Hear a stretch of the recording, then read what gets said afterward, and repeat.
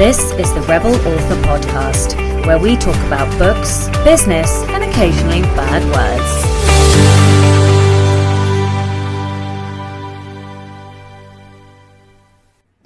Hello and welcome back to the Rebel Author Podcast. Today is episode 25. I think that feels like a bit of a landmark. We are a quarter of the way to 100 episodes.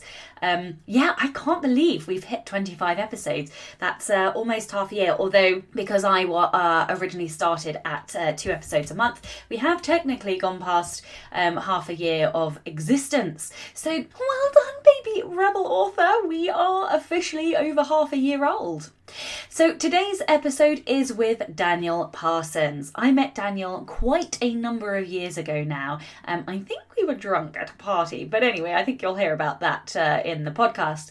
We are talking all about how authors and introverts can network more effectively. Okay, first of all, to last week's question. Last week's question was, should you judge a book by its cover? Ella Holmes said, I'll admit I used to judge books by their cover, but I recently learned my lesson. I refused to buy a certain book series, which was historical fiction, for so long because the cover was a bad stock photo and with an even worse filter over it. But I actually ended up loving the series. So I have also had a range of experiences very similar to that, both good and bad. Some realising with wonderful covers that the books were actually terrible, and also with very bad covers that ended up with absolutely brilliant books. So yeah, I can definitely sympathise, and that is quite the lesson to learn. Tom Fowler said, a good cover doesn't guarantee a good book, of course. You can put a bow tie on a pig, but it's still a pig. It does mean the author takes their work seriously, though, and this is a good thing. Do you know, I could not... I actually giggled quite a lot when I read this. I think the British phrase that is similar to that is you can cover a turd in glitter, but it's still a turd. But yes, this is the important lesson to take away from that is that I do believe a good cover indicates that the author does value their work and take it seriously. Of course, not everybody can afford good covers, but I would hope that those authors that can't are trying to perhaps exchange skills or, looking at saving for a cover before publishing. Okay, Shay Blizzard says, a good cover definitely entices me, but as I whale read genre fiction ebooks, cover art is so incredible and easily accessible now. I always read blurb and look inside first. Print books are a bit different as I usually already know I want the book for sure, so its cover isn't as important to me. And I only buy certain paperbacks due to book prices here, and Shay is in Australia, so that is what she means. I definitely read blurbs. I also do the look inside. I have such an enormous... let's be real. I literally have an entire bookcase of TBRs, so I can't really justify buying loads of books unless I really, really know that I'm going to read them. So I do the look inside, and I will read a page or two before I purchase a book these days. But yes, it is the cover, and it is the first impression, so that is what entices me too. The book recommendation this week is, of course, our wonderful guest, Daniel Parsons' non-fiction book, Networking for Authors, and I will leave links in the show notes to that. And in the theme of this week, the question this week is, how do you network? You can answer that in the show notes on your podcatcher or on my website in the episode post, or also actually in the Facebook group, which I have rebranded to Rebel Authors. So if you would like to join the Facebook group, just search for Rebel Authors. And if you are listening to this in real time, on Wednesday the 15th of April, when this episode goes live, in the evening I will be hosting a live Poison and Prose writing sprint with Jenna Moresi, the YouTube sensation, and Meg Latour, the founder of iWritely, also equally YouTube sensation. So it's called Poison and Prose because we are going to be writing writing our prose and either drinking, eating or consuming a poison of our choice. Mine is going to be gin, but it could be chocolate, it could be nachos, it could be whatever you like. So I will leave information on that in the show notes and links to that as well. In personal update news this week, I don't know how you guys are finding the weeks, but they are certainly starting to blur into an endless stream of rinse and repeat for me. I am finding it harder definitely to get work done because obviously we have a 6-year-old, but I am making do's, trying to stay positive and getting done what I can get done and trying to be kind to myself when I either can't or the child has to watch another film or whatever. So yeah, let me know how you guys are doing. That said, miraculously, I did manage to write the Anatomy of Prose workbook last week. So I will be editing it in the next couple of days and then shipping it off to the editor and getting the pre-order for the Anatomy of Prose workbook live this week. I have now received half of the paperback proofs. I've received the KDP print ones, not the Ingram ones yet.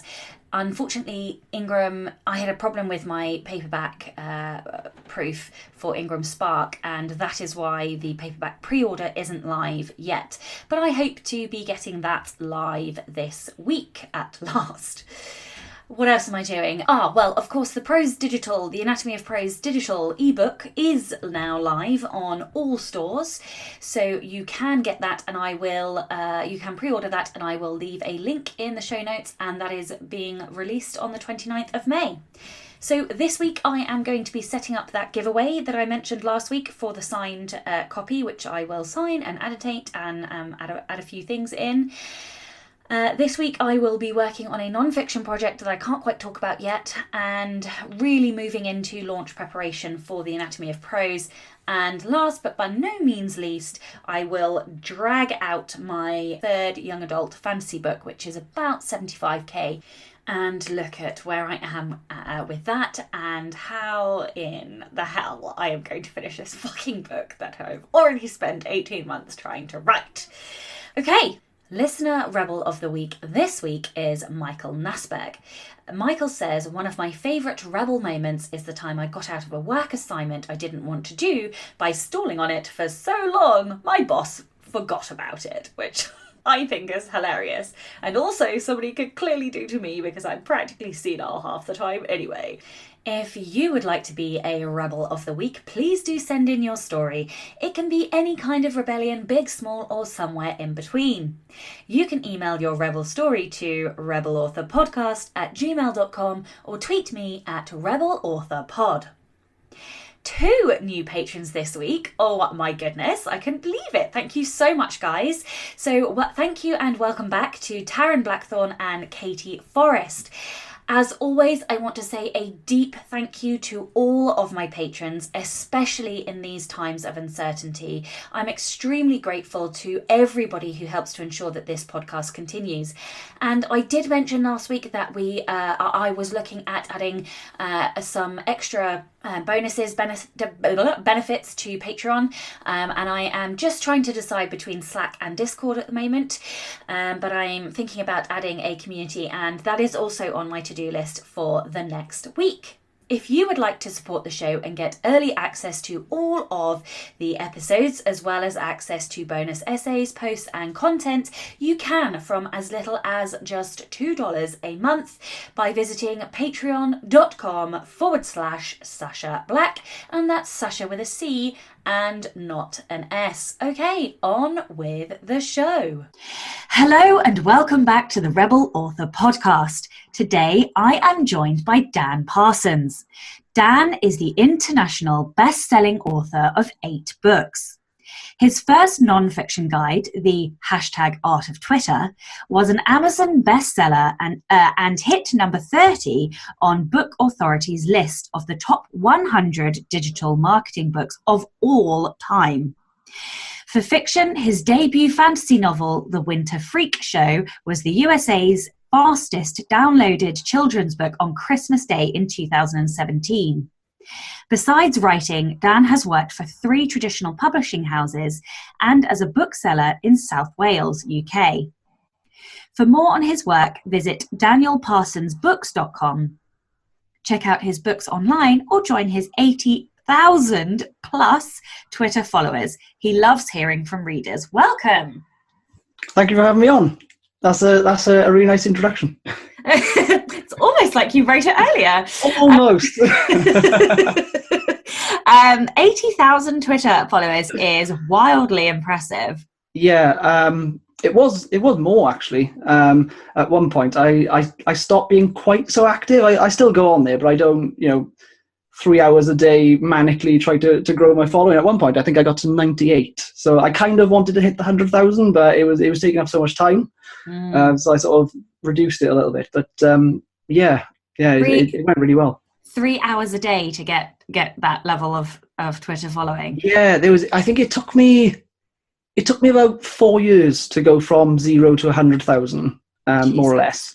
But yeah, it was quite intense at the time. And then in the end, you're thinking, with Twitter, it's great because it can drive loads of traffic, but they're not as active as you'd like to say with a mailing list. So what you actually find is that you're not really getting the bang for your buck. And that 3 hours you could be writing. Yeah. Yeah, and we all know which one we should probably be doing. So for listeners, I have known Dan for a little while now because did we actually meet at London Book Fair? Is that the first place we met, or I can tell you exactly where we met. It was the Ally after party at the London Book Fair. Oh yes. Oh, let's not talk anymore about that. It was a free bar. It was a free bar. And I don't need to say anything else. So, tell listeners a little bit more about you, your books, your business, and your journey, how you've got to where you are now. Yeah. Okay. So I've been writing, obviously, like most of us, since I was really, really young. But it was only 6 years ago that I published my first book, and that was through KDP. Before that, I did try the trad route because obviously 6 years ago, self-publishing wasn't such a big deal.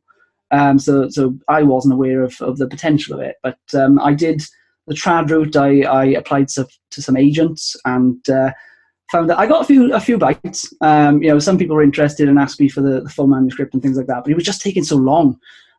So I would apply, and then anywhere between 2 and 6 or 7 months later, they'd get back to me.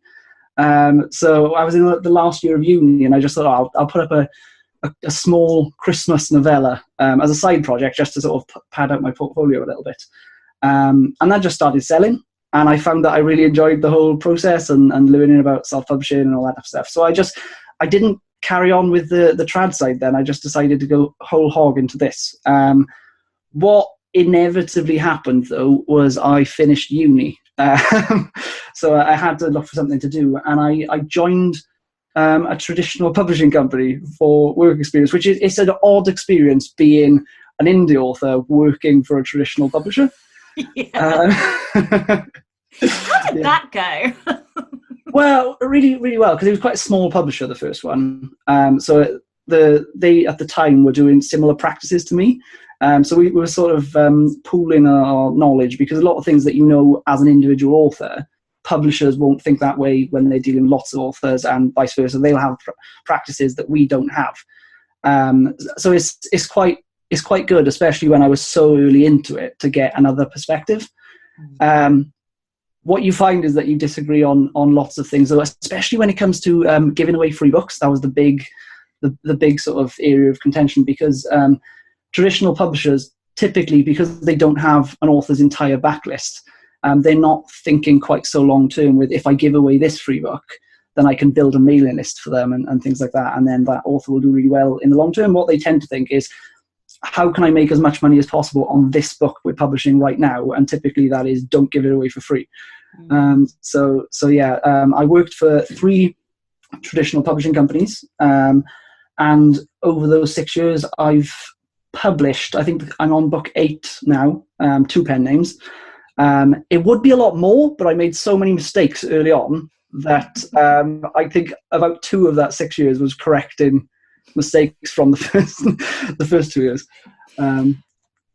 So yeah, it's been a journey.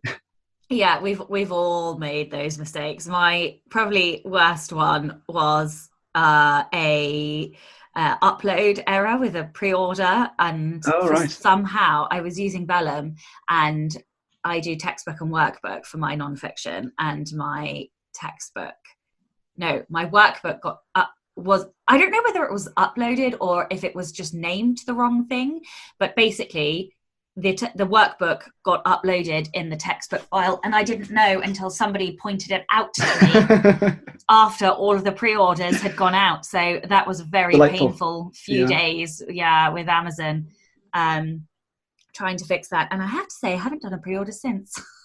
No, I'm just doing a pre-order now, and that's one of my main panics, because I've heard of people who even they've uploaded a file and then they've uploaded another file with all of the typos and things taken out closer to the time, and Amazon has mixed them up and put up the original file. So there's always that worry. I'm going to say it probably wasn't your fault. Well. Yeah, I mean, honestly, because the files were different, and when I went and checked, the files were different. But whatever.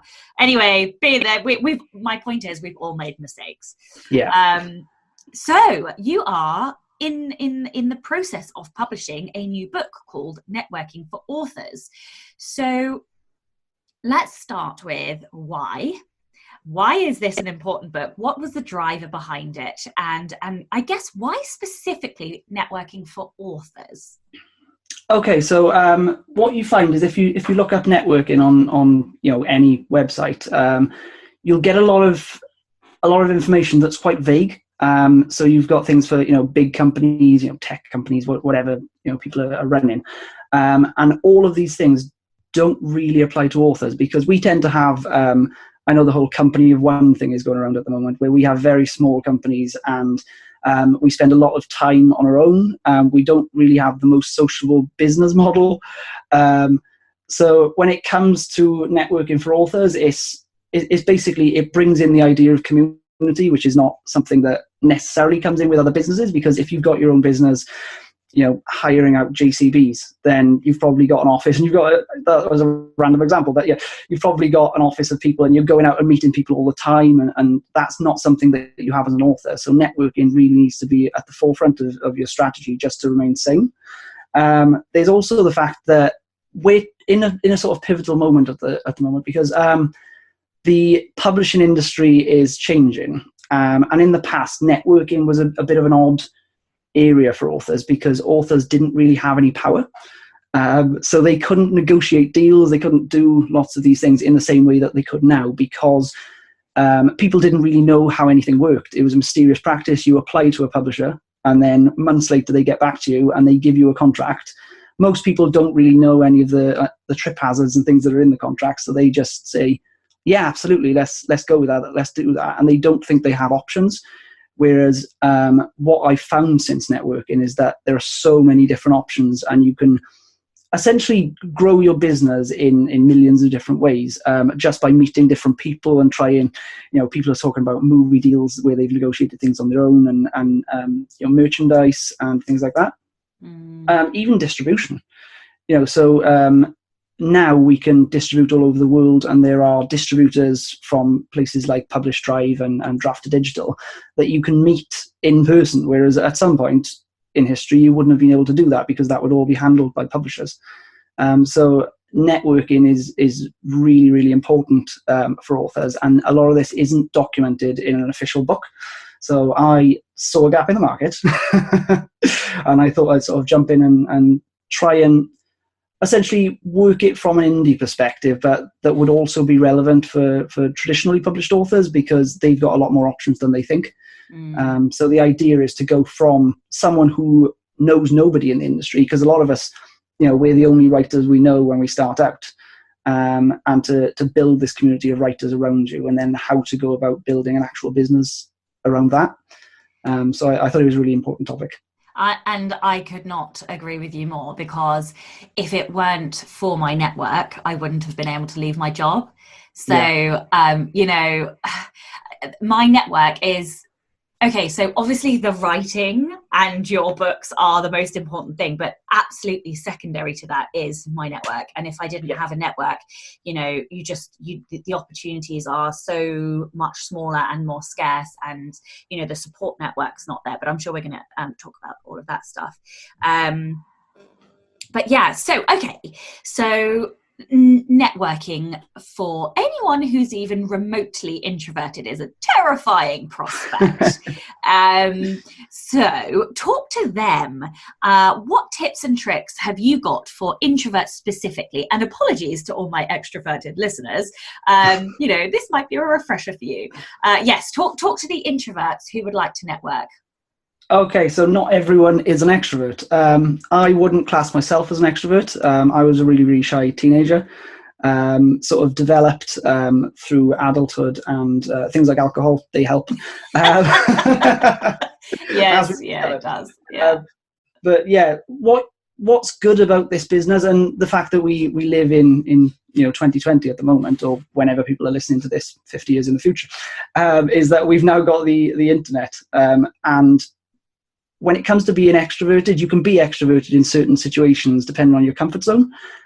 So what I find is that a lot of people, myself included, like to start online, because you can very easily pick up contacts online tangentially. Someone that you wouldn't necessarily approach in the real world, because A, you wouldn't know who they are, and B, they're not necessarily going to be quite so engaged if you approach them out of the blue. If people are online, they can quite happily, stalk your profile and things if you add a friend request or you follow them or something like that. So people are a lot more open because they go, oh yeah, of course, they're a writer, they're relevant. They're not just someone who's looking for me. We are not advocating stalking here, people.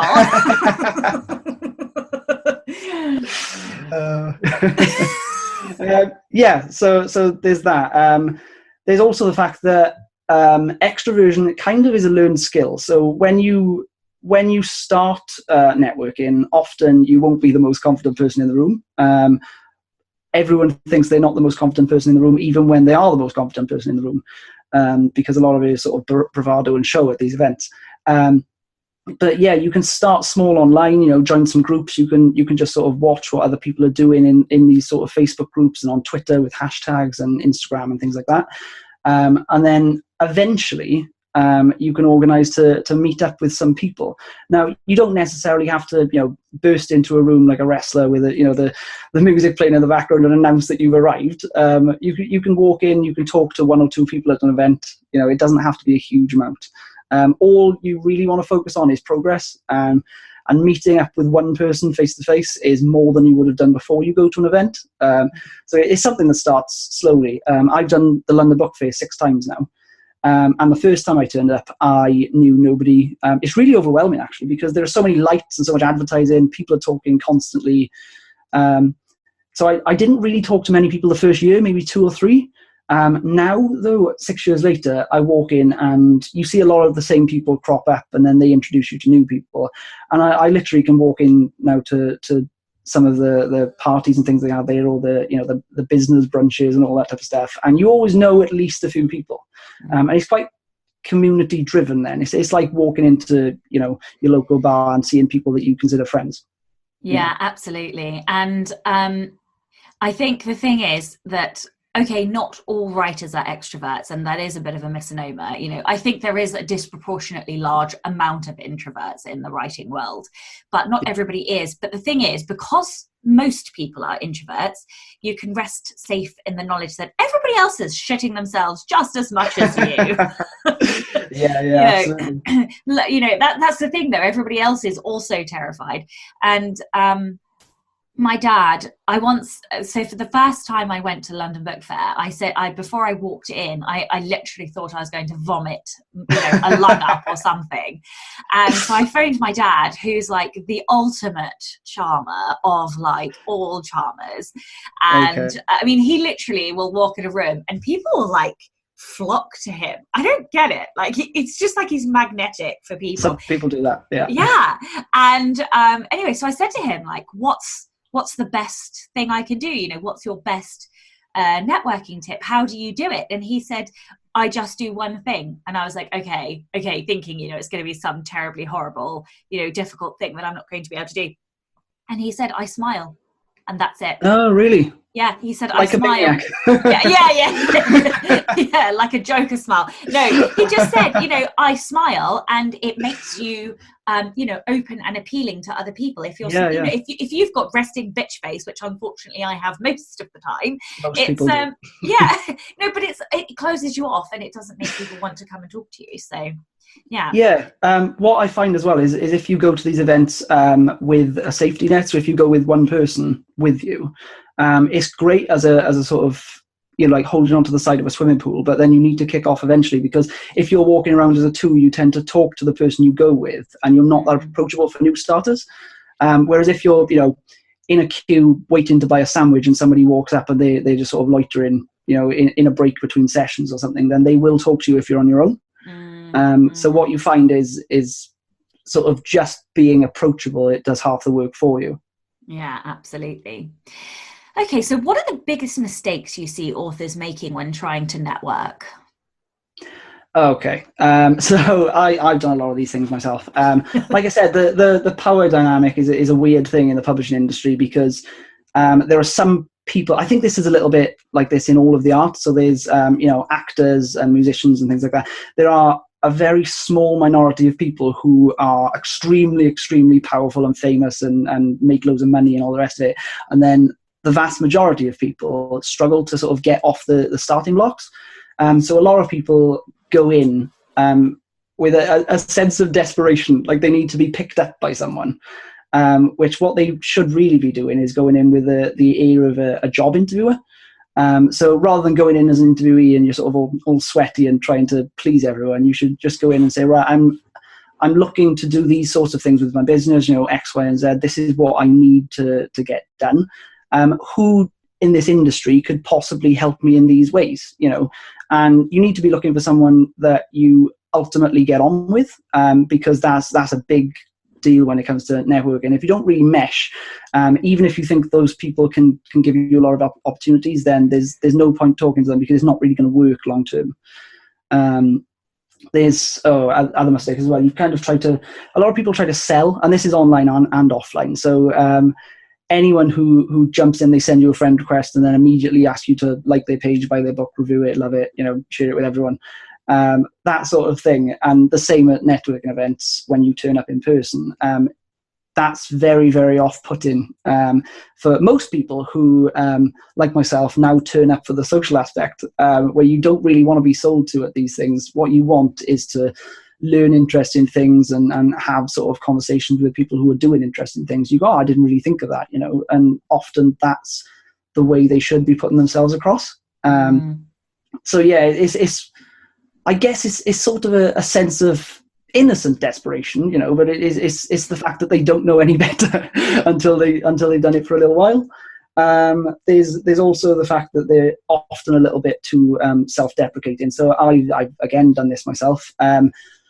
When you don't have a massive amount of success, you tend to compare to other people, and then when they say, "Oh, I've hit the New York Times bestseller list 4 times" and things like that, and then they say, "Oh, what are you doing?" And a lot of people will say, "Oh, well, I'm working on this little book, and it's not it's not going to be massively marketable and things like that." Whereas what they should really be doing is saying, "Right, this is what I do. I'm really passionate about this area," because then they're not overhyping themselves. They're just essentially saying where the value is in who they are as a person at these events. So it's they're saying exactly what they need to say, but not being not lying, essentially. You don't want to big yourself up, but you also don't want to come across as someone who's not worth talking to. Yeah, and there is always bravado and macho at these things, and yeah. But yeah, the opposite is you don't want to be too humble, because if you're too humble, then people won't realize how successful you are and the things that you can do. So you need to I'll maybe talk to you about that offline. Okay, so so at the time of recording, we are in February 2020. Wait, God, Christ, what year is it? It's 2020. We're in February 2020, which is just before one of the UK's largest book fairs, London Book Fair, which for anybody with the travel means, if you can go to London Book Fair, I highly recommend it. If for nothing else than the networking. But how can writers prepare for such big events like this? I think there's something ridiculous like 25,000 people that go to the London Book Fair. Huge. So, yeah, what can writers do to prepare themselves for the London Book Fair or another, large conference like that? Yeah. Okay. So I would say that 50% of the work is done beforehand, like most things. So the online groundwork can be done in things like Facebook groups and Twitter hashtags and things. You can find out who's going in advance. You can find out what events are on, what you might be interested in. So yeah, don't turn up unprepared, because if you turn up unprepared, you're going to be sort of bumbling around, not knowing who anyone is, what anyone's doing, where anyone is, that sort of thing. So yeah, there's the itinerary comes into that as well. So every year, the London Book Fair will have possibly, I think it's about 60 events on over a 3-day period. Ultimately, most people can only go to about 10 or 12. So what you really want to do is go through that itinerary and cut it down to the exact ones that you'd like to go, so that you're not guessing on the day. You're actually going to be going to relevant talks and things where people are talking about subjects that would help you. Because if you don't do that, you won't get the value out of the sessions that you'd like. It helps if you know the floor plan. These buildings are huge usually, so the London Book Fair is a bit of a maze when you turn up at Olympia. If you've got a floor plan in advance online, then you can find out exactly where the different talks are, because you've got to walk between them. So there's no point you setting up back-to-back talks and then finding out that you've got a 25-minute walk between them, and you're just going to turn up sweaty and horrible, or you're not going to turn up on time at all. So it's all about the preparation. There's one of the major things, and this was a really big mistake that I did in my first year, was I didn't book a hotel. So I live in South Wales, which is about 200 miles away from London, and I thought I can get up really early. And then I caught a 4 a.m. bus, which I had to travel for 45 minutes to get there anyway. So I had to set off at 3:15 in the morning. By the time I got there, I think it was just before 9 a.m. And I felt like I'd had a whole day, because I'd just been traveling for hours. So I was really, really tired. I had to carry bags with me because I had to bring all of my stuff for the day.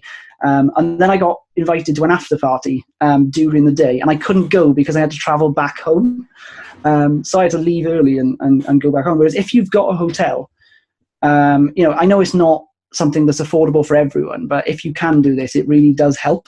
So you can wake up at a normal hour.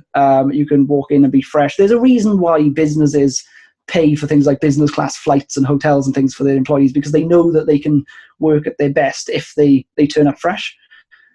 So that's definitely something that you should consider, because you've also got the fact that you can go to these other events that people sort of come up with impromptu ideas. Oh, let's go for a meal after the conference, and then 10 authors will go for a meal, and that's something that you'll miss out on if you have to leave.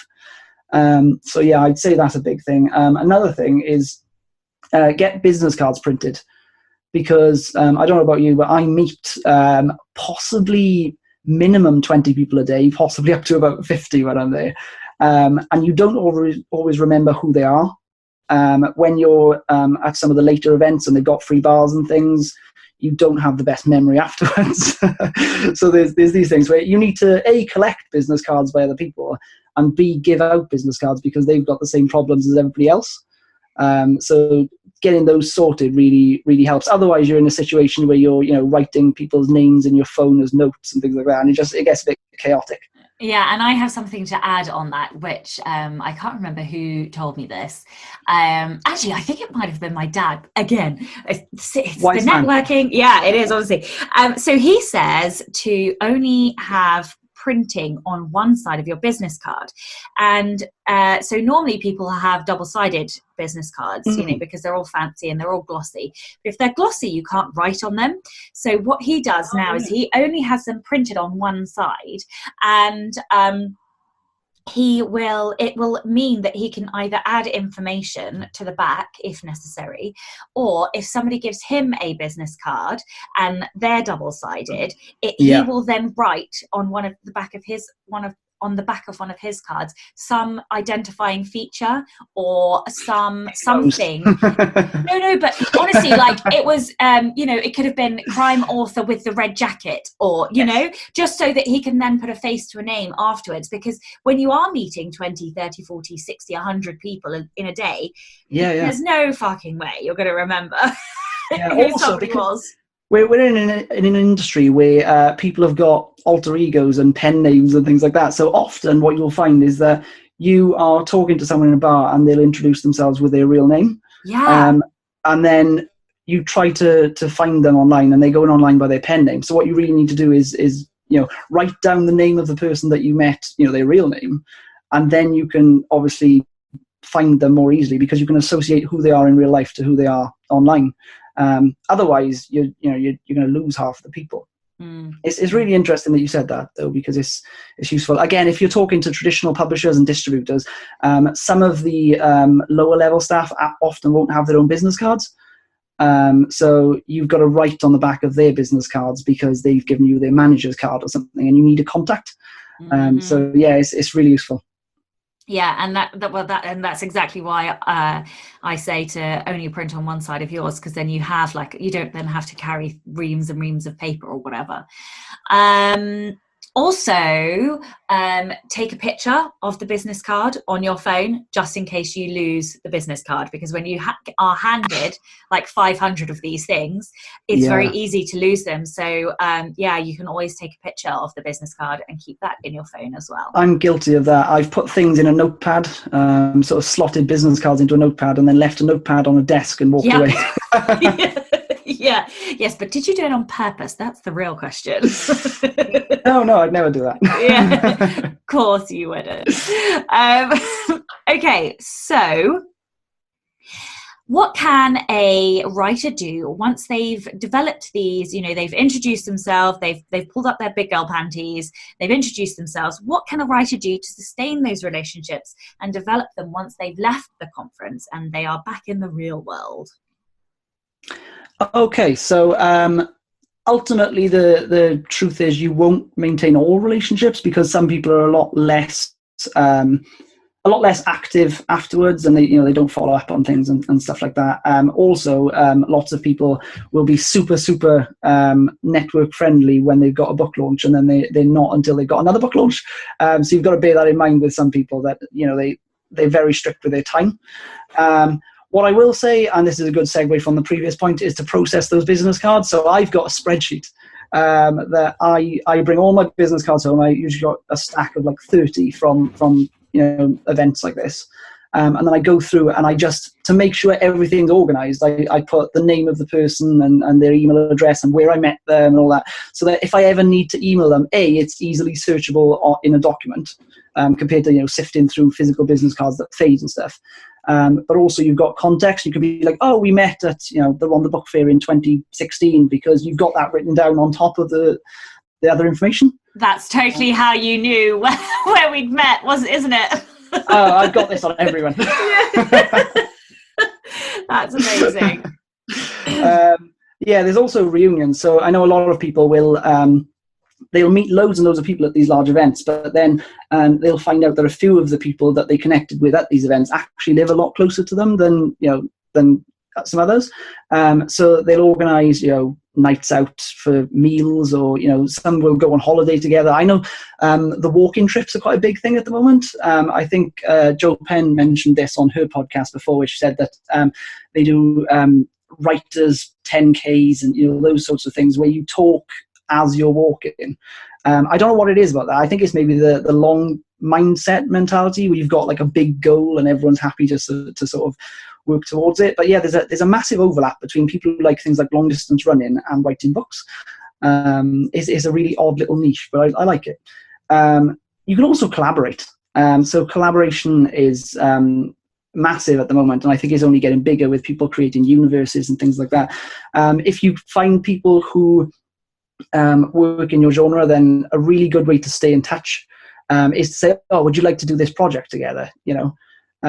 Especially if they're very, very successful, because they often, you might have to take on a lot of the workload, but that sort of thing is sort of an in route to tapping into other people's fans and things like that. So it can be really, really useful. With collaboration, it doesn't just have to be with other authors, though. So you can collaborate on launches. I know some distributors will say, oh, if you've got a launch coming up, plan 2 months in advance and then contact me and we can talk about merchandising opportunities and things like that. So that is, if you've got an exact contact, that's a route in and say, oh, you mentioned merchandising opportunities. Do you mind if we do something for my next launch in June? All of these things. So there's loads of ways that you can keep relationships going afterwards. You don't have to sort of go silent until the next event. Of course, you can set up groups specifically for the next event, so you can find out when everyone's going to the same event next year, or if they're going somewhere else, and go, oh, we'll set up a messenger chat or WhatsApp or something, and then you all talk between you. And I found that's really good, because if there are a few of you in there, you've always got something to talk about. Yeah, definitely. And then also it becomes a resource and like a mastermind group in a way too. Yeah. So yeah, you can sort of bounce ideas off each other and find out what didn't work for other people that you were about to try, and can now save you a lot of time and things like that. It's really good. Any tips for networking online? Okay, so this is entirely dependent on who you are as an author. So it's if you write non-fiction business books, for example, you're going to want to look for somewhere, first of all, that is relevant to you, so they've got a relevant audience. So you might want to go to LinkedIn or something. So I think the first point would be to find a social media network that is relevant to you, because if you're writing a book on politics, then you'll want to go to Twitter. I do advise not bringing up politics in networking, because that can go down a bad route. But if that's your area, then that's pretty much what you have to talk about. And often being controversial in politics is a thing that gets you noticed. Yeah, I know a lot of people who write children's books and find that something like Pinterest works really well for them if they've got picture books and they're really relevant and colourful, because Pinterest, I think the biggest market there is women in their 30s typically. I think that's like the huge demographic, and women in their 30s a lot of the time have children. So it's one of these things where a lot of the authors in that area hang out to talk about it, but also they've got an audience there who is willing to share their things. So yeah, my next thing would be that you should probably read the guidelines in Facebook groups. So lots of people set up these huge Facebook groups, and then people will sort of bulldoze their way in and immediately start talking and saying, I want to do this and things like that. And they can rub people up the wrong way, or if they ask lots of questions that have already been answered. So often what the organisers of Facebook groups do is they have a section which is like an FAQ, where you can go down and say, right, these areas have already been addressed, so you're not bringing up the same topics over and over again. And that way you can actually add more value with relevant questions. Because if you've got a question that's never been asked before, I think the example I give in the book is if you don't know a lot of the jargon and the acronyms in the the indie author space, things like D2D and BB ads and things like that, you're not going to know what those are until you start using all of that stuff.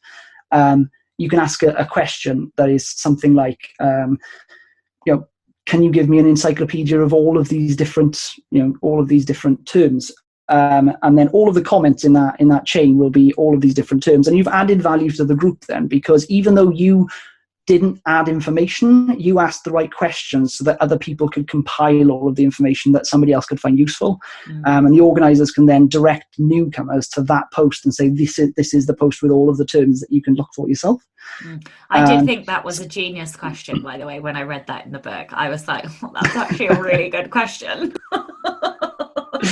Yeah, well, it's you find these every now and again, and then they do end up getting pinned, and people will keep referring to them as like a Hall of Fame post, which is great for your reputation, because all of these new people coming in then see you as an authority figure, even though you only asked the question, you didn't actually provide any value.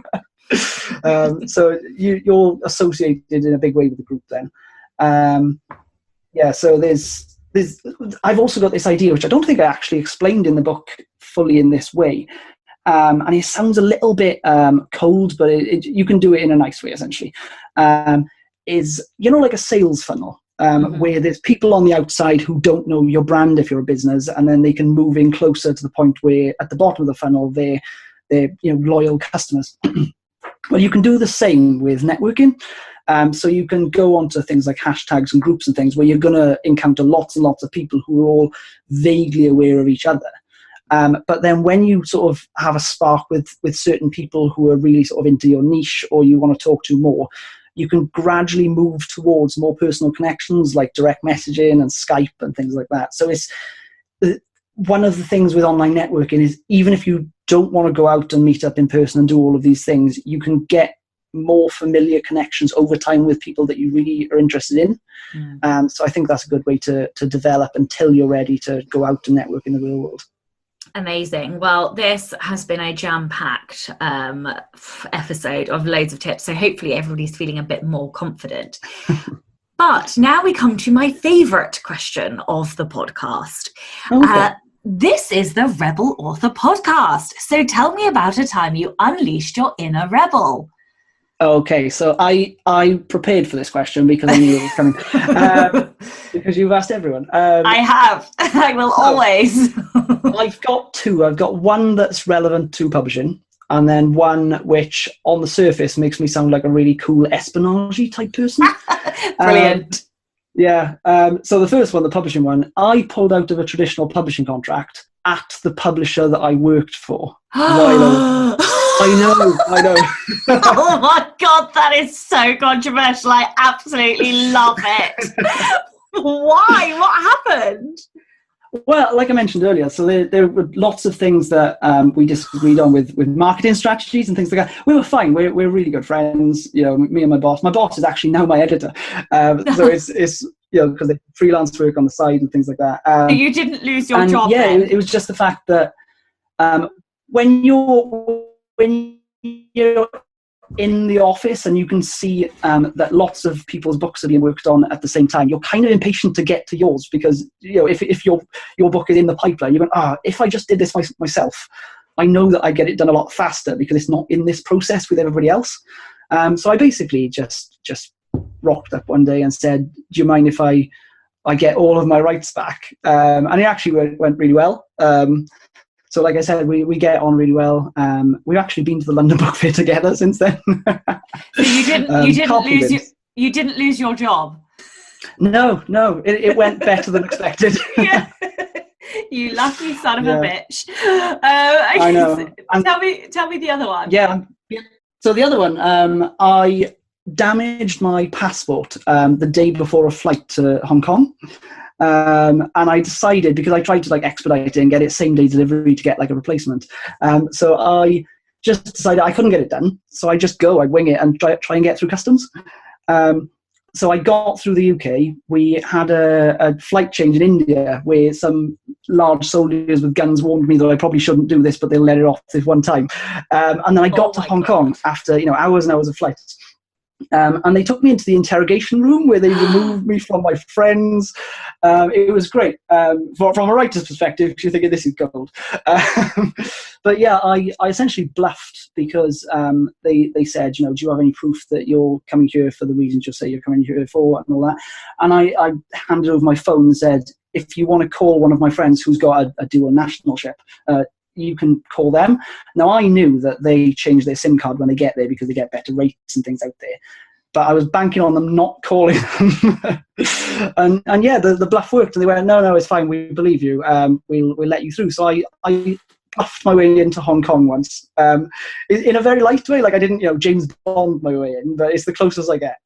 That is pretty wicked, though. I mean, you must have balls of steel to have done that, to have gone through multiple customs and well, not really. There's my mentality was, I've already done sort of 18 hours of flights. What's the worst that can happen? They could say, I didn't get through to them. We don't believe you. We're sending you home. Yeah. So it's not like I'm going to be imprisoned for 20 years or anything. So I was like, I may as well just go for it, just bluff it. Okay, well, tell listeners where they can find out more about you and your books. Okay. So one of the best ways to find updates on my books right now, for the non-fiction stuff, is to go to danielparsonsbooks.com/networking.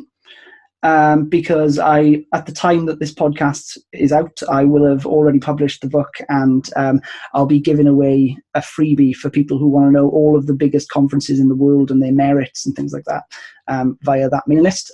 Or you can, follow me on Twitter at DKParsonsWriter, or just, search me online and find me anywhere else. But yeah, thank you for having me on.